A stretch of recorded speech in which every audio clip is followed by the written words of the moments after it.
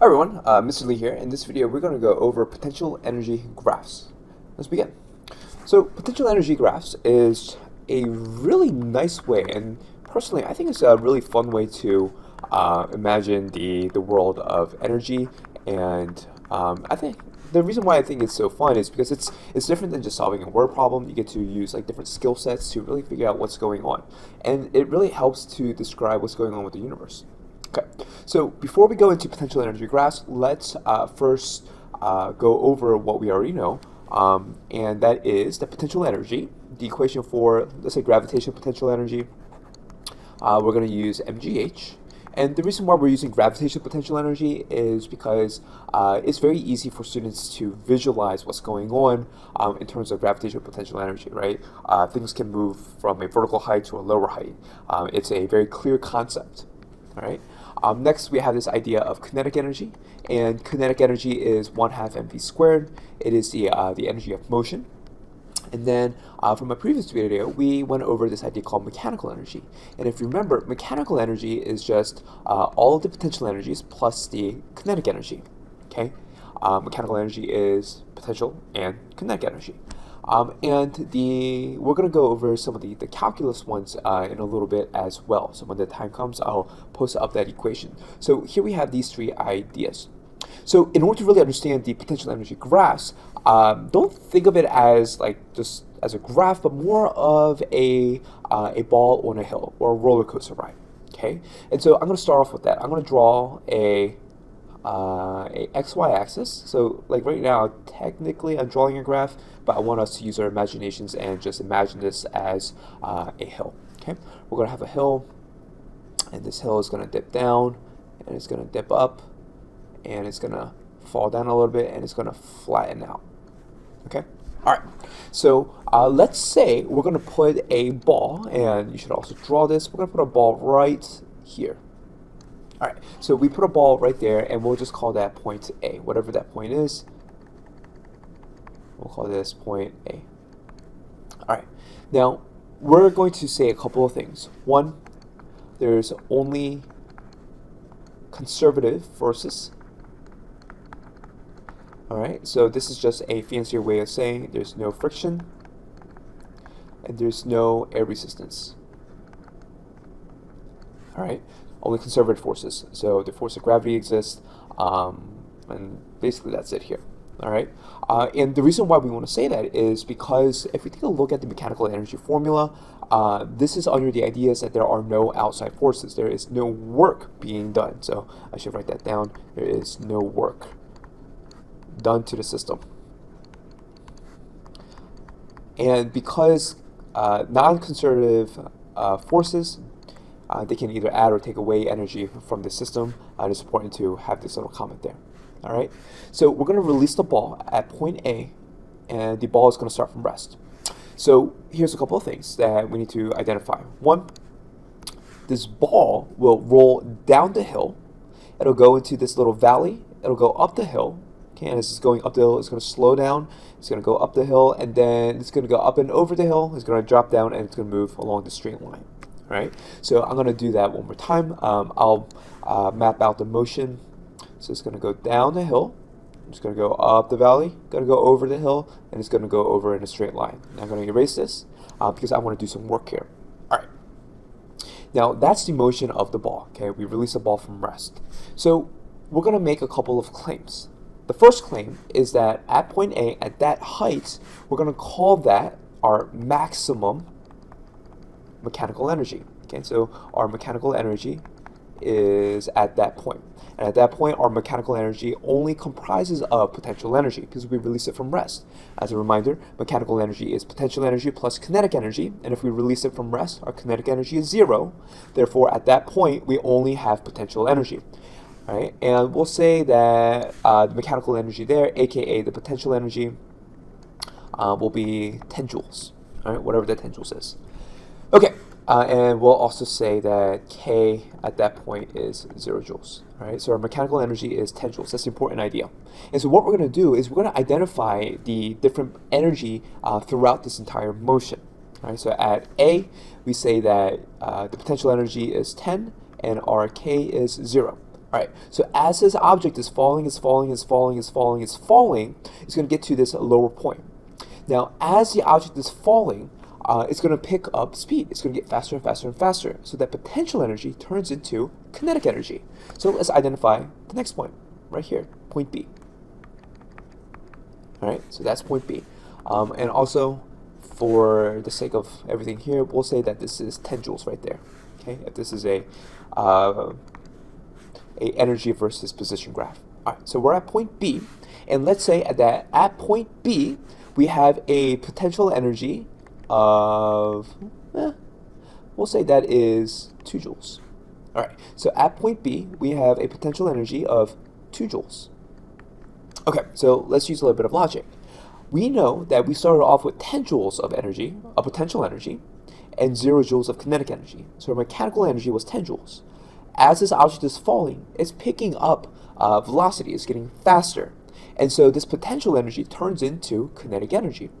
At point B, we started off with 10 joules of energy, of potential energy, but now we only have 2 joules of potential energy. Therefore, where did that energy go? Well, because there is no outside forces, there are no non-conservative forces, we can say that the energy is conserved and that the 8 joules of energy turn from potential into kinetic. All right. So if I were to compare points A versus point B, because point B has 8 joules of kinetic energy and point A has 0 joules of kinetic energy, the ball's moving pretty fast at point B. Okay. And so it rises, and let's say we get the ball to be right around here, and we'll call this point point C. Okay, we'll call that point C. And at point C, once again, we're just making up the numbers here. We'll say that at point C, the object has, let's say 7 joules of potential energy.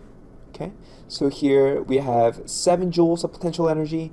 Therefore, we start off with 10 joules of total energy. And at point C, we have 7 joules of potential. Therefore, our kinetic has to be 3 joules of kinetic energy. So if I were to rank the velocity at points A, B, and C, I would say that at point B is moving the fastest, followed by point C, and then A. Okay, because at A the velocity was 0. So it's not moving as fast, and that's because some of the energy went into going up this hill. Okay, so it's not moving as fast. All right, and then it moved down the hill, and it's going to be moving forward with a constant velocity here, and we'll just call this point D. All right, and at point D, I'll try my best to not clutter the area. We'll say we have 6 joules of potential energy. So U is equal to 6 joules, and therefore the kinetic energy is equal to 4 joules. All right, so believe it or not, we went into how to read a potential energy graph by thinking of it as a ball on a hill. And I encourage you that to every single time that you look at a potential energy graph, just imagine that it's a ball, put a ball on that curve and see how it moves. Okay, and we'll go into we'll get into the dissection of what I mean by that, and we'll go over the different parts. All right.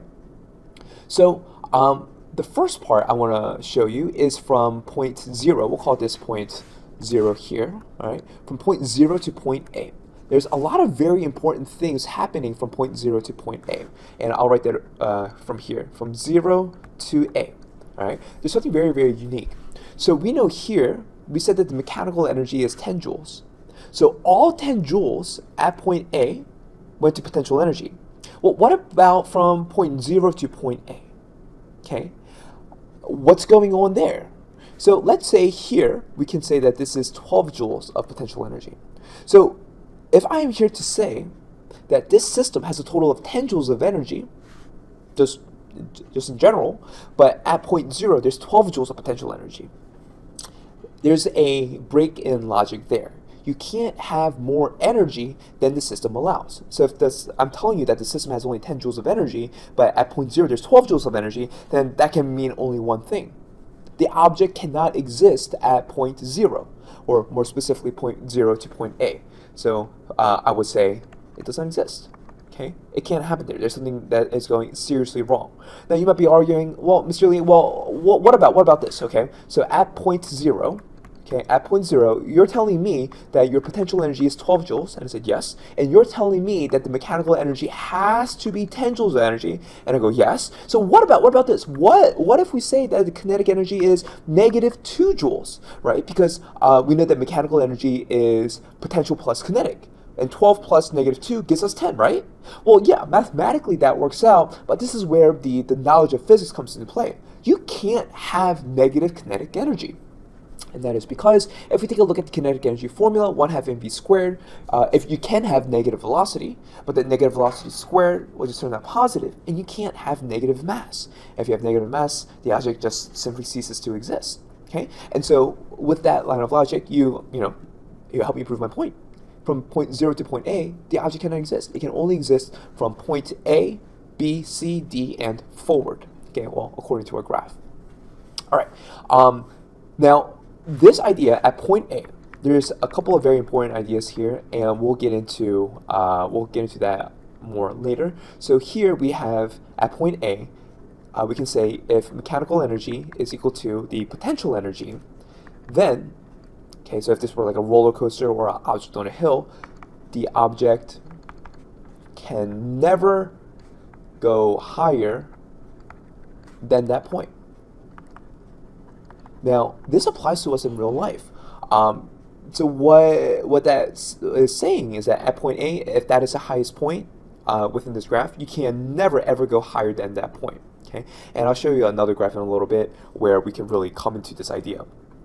Okay, so how does this apply to us in real life? Well, if you're a fan of roller coasters, okay, the very first part of every roller coaster, there is usually a part where you go up a hill. Okay, and there's a reason for that. Whenever you go up a hill, what the roller coaster is doing is it's giving the people in the cart gravitational potential energy. And so whenever you drop from the hill, all that gravitational potential energy is turning into kinetic energy, and then you have loops, and then you have like turns, and you have more loops and so on, and then it kind of like peters out. Notice that no other hill can ever go higher than this one point. And that is a rule of the universe. Now, in the real world, there are non-conservant forces, such as the force of friction and the force of air resistance. And so, in an ideal world where we do not have friction and we do not have air resistance, okay, you can't go higher at that point because you don't have enough energy to go higher than that point.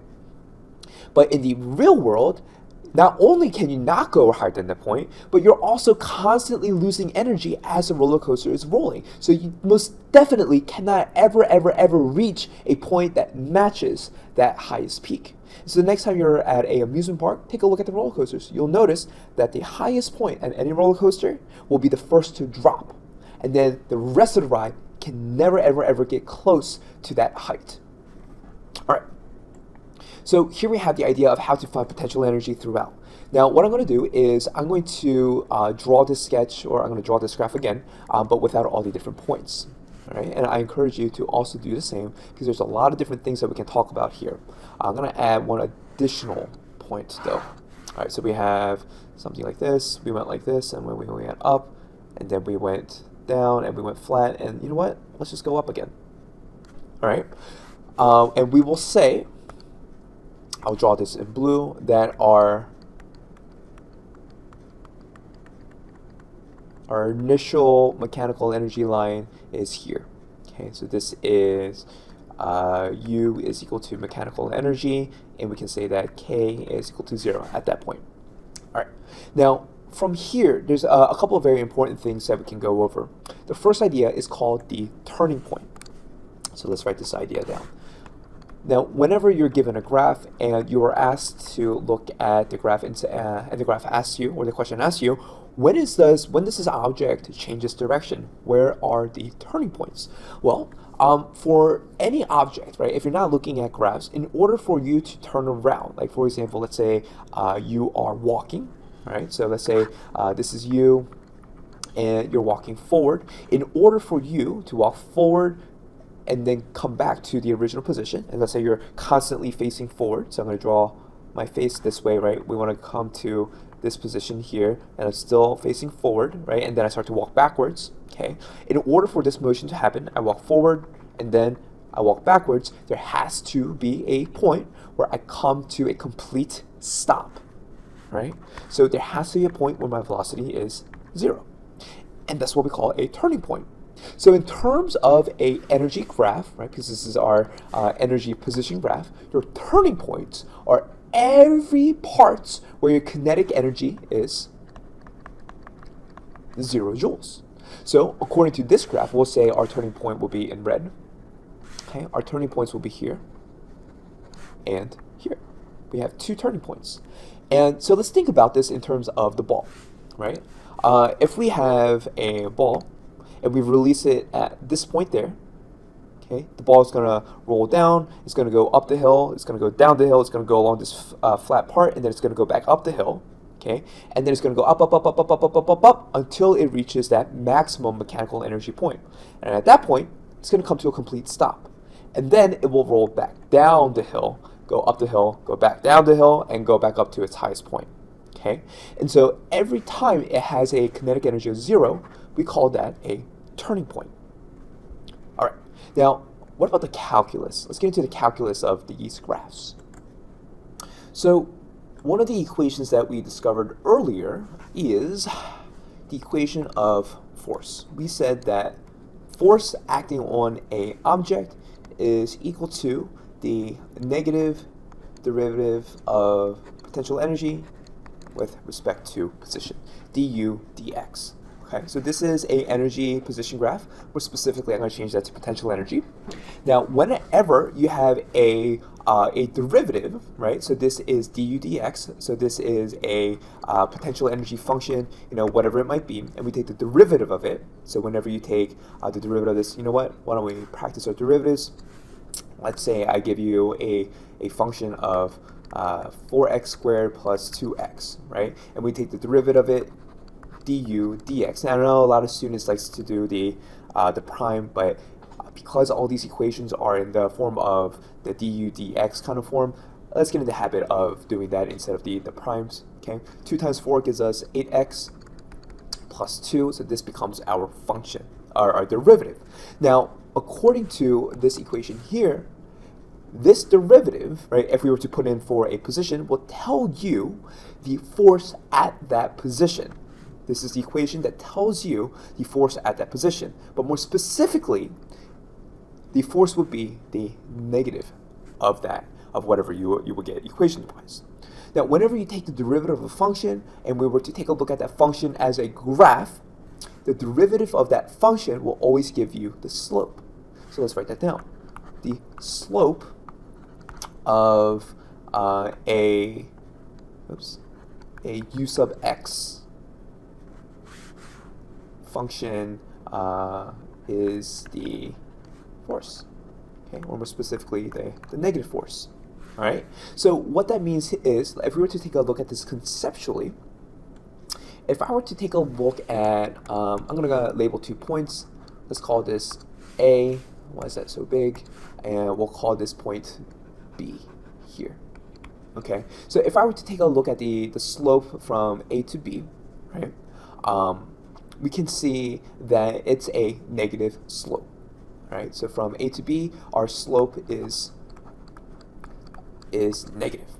So what that means is, because du dx is a negative du dx, okay, the negative value of that slope, a negative of negative, will give us positive. So the force will be a positive force. So what that means to us is, as this object is moving from point A to point B, the object is experiencing a positive force that is causing that change in potential energy.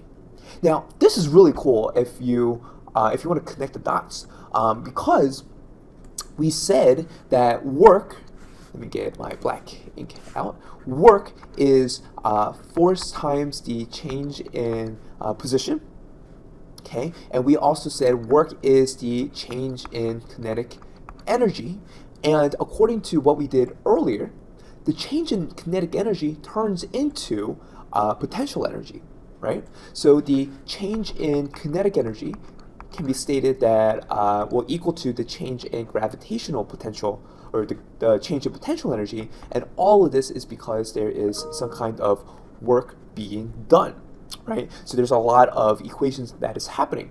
So as this object, if we're using gravitational potential energy, as this object is falling from point A to point B, there is a force that is causing that, and that force can be found by finding the slope, and that force will cause a change in potential energy, and that change in potential energy will equal to the change in kinetic energy. And I think that is super radical. All right, so what about here? So let's say we are going to look for the change in the slope from C to D, right? Now technically, because it's du dx, we're looking at an infinitely small amount of slope, but for me to make my point, I'm gonna make it so that we can actually see it, right? So from point C to point D, we have a positive slope. Okay, slope is positive, and du dx, right? So that du dx is positive. That must mean that our force is negative. Okay, and so if we're thinking about this conceptually, what's happening in real life, the object is moving up the hill, so it's losing kinetic energy.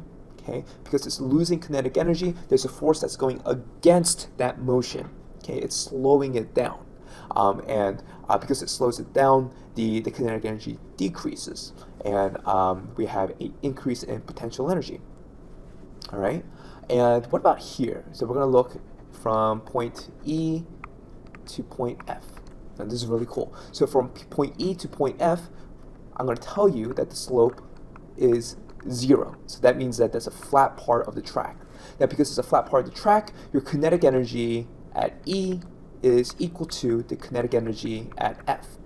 Now, if your kinetic energy is the same, that means your work is 0. And we know that, so we can say that work is 0. And if your slope is 0, that means your force is 0. And we know that work is equal to force times the displacement. So if your slope is 0, that means you have no work. That means your kinetic energy, it just does not change. And so for that flat part of this graph, no work is being done. All right. Now, I'm going to draw this graph one last time to go over 3 very important terms. Okay, so let's draw this graph one last time. All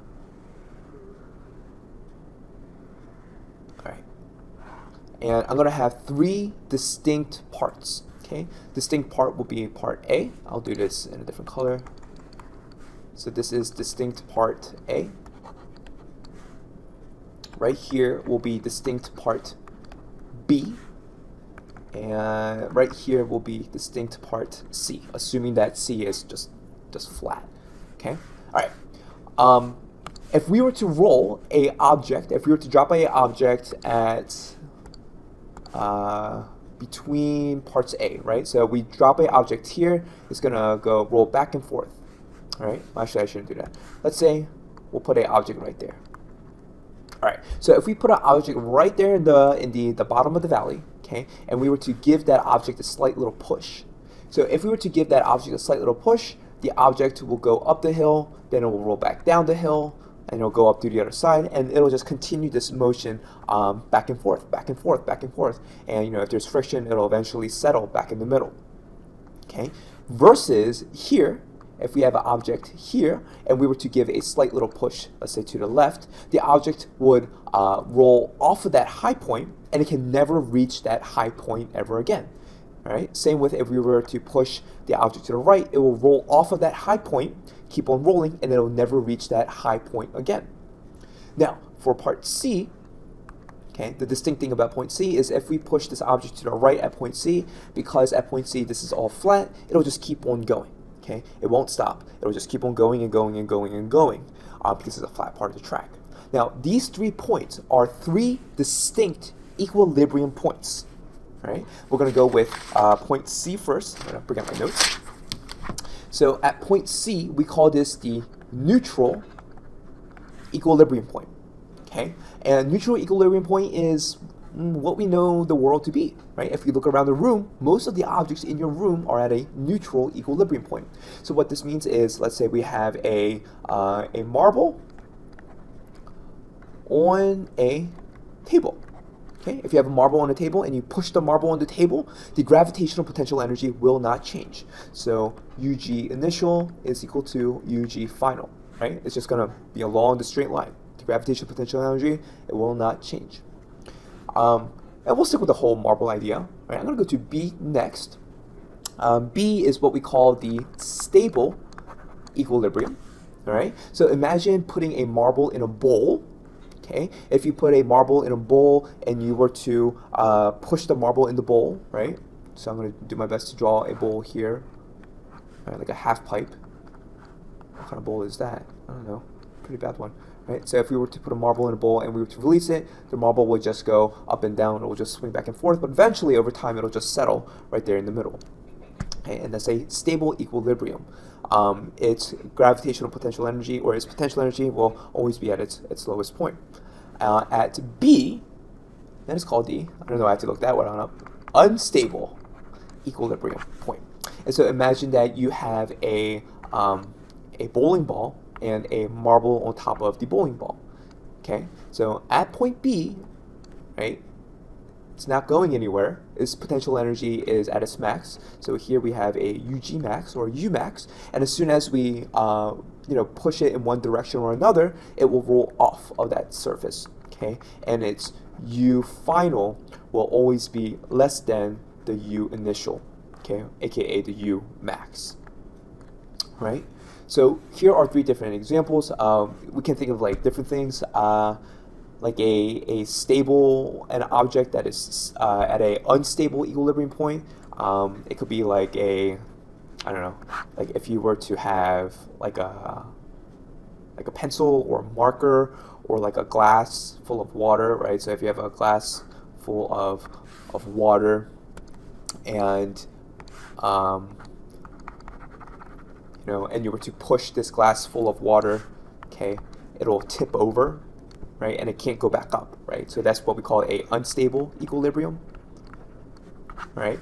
A stable equilibrium version of this is like a, like they call it like tippy cups or like sippy cups, where like a lot of infants and babies, they use them, but it's a cup, right? But the bottom is rounded. And it's good for babies because they knock over things. So if a baby hits this sippy cup, right, it'll wiggle back and forth, but eventually it'll be upright again, right? It can't be knocked over, and this is what we call a stable equilibrium point. Okay, so those are two different examples using cups. All right, let's do a quick little refresher. Okay, potential energy graphs.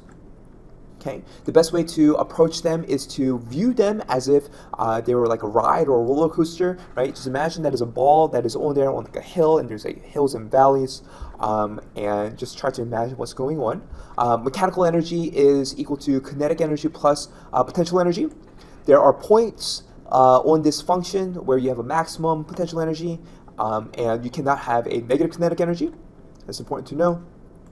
The slope. Okay, the slope of a potential energy versus position graph will give you the negative version of that force. So if you have a negative slope, that means you have a positive force. If you have a positive slope, you have a negative force. If you have no slope, that means you have no force, right? And the last one are, if you were to take a look at the different points, okay, and you were to imagine a ball rolling on those points, you have stable, unstable, and neutral points.